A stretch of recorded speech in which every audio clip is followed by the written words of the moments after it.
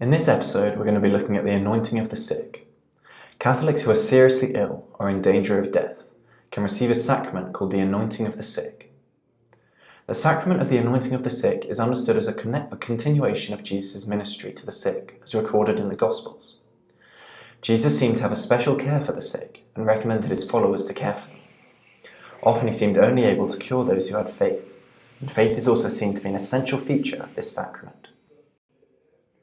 For a sick person, this is understood as a sacrament that helps them to endure their suffering by strengthening their faith, as well as joining their suffering to that of Christ. In the Catechism it says, "By the sacred anointing of the sick and the prayer of the priests, the whole Church commends those who are ill to the suffering and glorified God." Like those who are healed by Jesus in the Gospel accounts, it is believed that reception of the sacrament can also bring healing. For someone who is close to death, the sacrament is called a viaticum and helps the person to face their death, affirming belief in the resurrection and the opportunity to go to heaven. Some traditional Catholics call the sacrament extreme unction, which reflects the fact that it's used mainly to be given as a final anointing to those near death. Although the sacrament is mostly associated with the Catholic and Orthodox churches, other groups, for example Lutherans, also have ceremonies for anointing sick people, but they are not considered to be sacraments. So which of these are true of Catholic beliefs about Jesus' treatment of the sick? Often he seemed only able to cure those who had faith.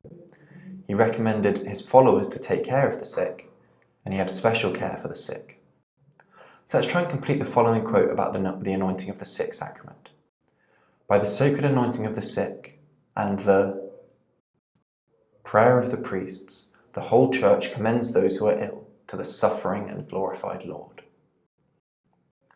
The process of the sacrament of anointing the sick involves the following stages. If the sacrament is being administered by a priest or bishop, there's a confession first. Then there's reading from the Bible and prayers. There's anointing with oil. And if the person is not too sick to receive it, then they'll have communion. So what are the features of the anointing of the sick? There's confession, reading from the Bible and prayer, anointing with oil, and communion. And one more time, we have confession, readings from the Bible and prayers, anointing with oil, and communion. And who receives the anointing of the sick sacrament? That is those who are seriously ill. And let's try and get the process in order. So we have readings from the Bible and prayers, communion, confession, and anointing with oil. So confession comes first, then readings from the Bible and prayers, then anointing with oil, and then communion.